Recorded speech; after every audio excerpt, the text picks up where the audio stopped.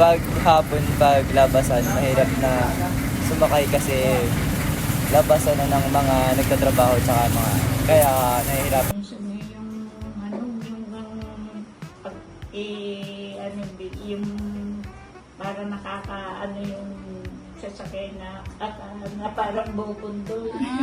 Bigla ang preno po. Wala, depende lang din sa pasahero yung problema.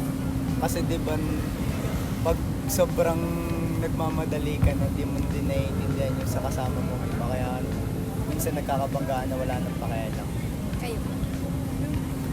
Ganun din po. Ano po?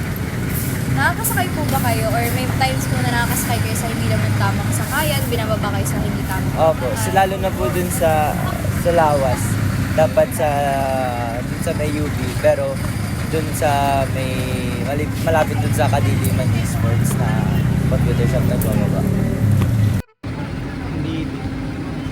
personal experience po kayo po nakasakay po kayo sa hindi tamang Ay, hindi naman minsan nasusunod. Kahit ikit pa, para, ay dire-diretso pa rin. Lalo na pag may mga stereo, yung may mga may ingay.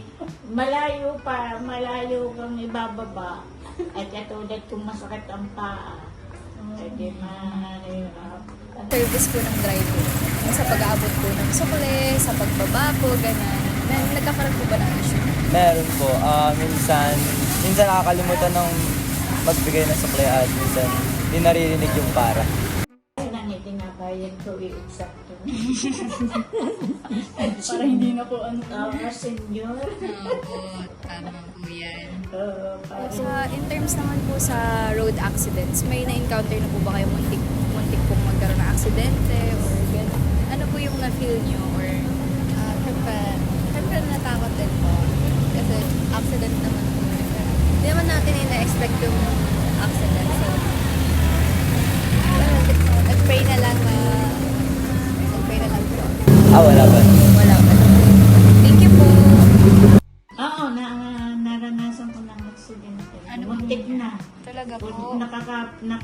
Ano lang ako, nakakapit, nakaliban sa kabilang side. Nakakapit ako. Muntik na.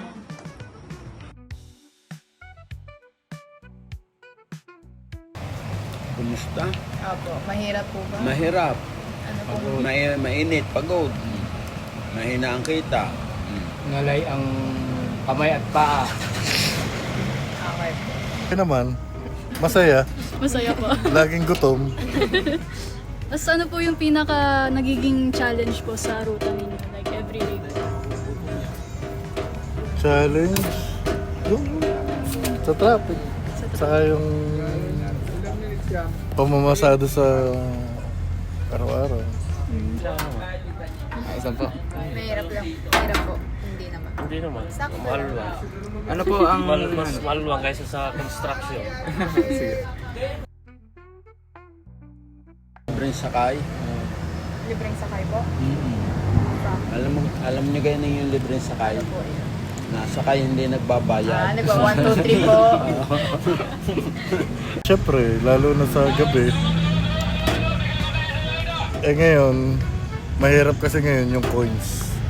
Yung piso at 5 pesos, isang size lang. Nakakamukha siya. Kaya doon minsan mahirap, lalo sa gabi. Hindi nagbabayad. Maligaling. Yung malimit yan, lalo dun sa Batangas tayo. Talagang kilala man naman namin dahil nagtatago, nagagaya, nagsakay. Tapos sasabihin wala pang sukle, pero nasuklehan mo na. Oo, dapat yung mga pasahero, kung saan ang babaan at sakayan, doon kayo sasakay. Hindi yung kung saan kayo na para. Tama. Alam na bawal, para ng para. Yung pagsasakay dun sa tamang sakayan. Hindi sa mga parang hindi, siyempre, pagpapasakay ka sa bawal, uhulihin ka, banti ka. Siya naman malalaglag. Kasi nagmamadali ka Minsan, katulad ngayon, merong bababa. Alam niyo naman, dapat sa babaan mismo.